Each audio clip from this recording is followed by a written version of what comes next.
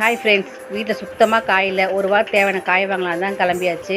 என் பொண்ணு pan cake mix கேட்டா. சரி அது வாங்கலாம் டிபார்ட்மெண்ட் ஸ்டோர் போனோம். அங்கே போனால் அதுக்கான பொருள் இல்லைன்ட்டாங்க.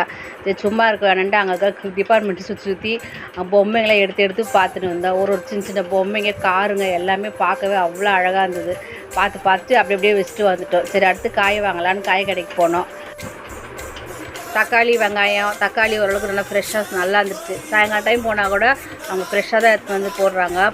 வெங்காயமும் நல்லா புது வெங்காயம் நல்லா இருந்துச்சு. அதில் ஒரு 2 கிலோ வாங்கிட்டு முருங்கைக்காய் விலையை கேட்டால் வாங்குற மாதிரி இல்லை. அப்படியே வச்சுட்டு வீட்டுக்கு தேவையான இந்த லவங்கப்பட்டை, ஏலக்காய் அதெல்லாம் வாங்கிட்டோம்.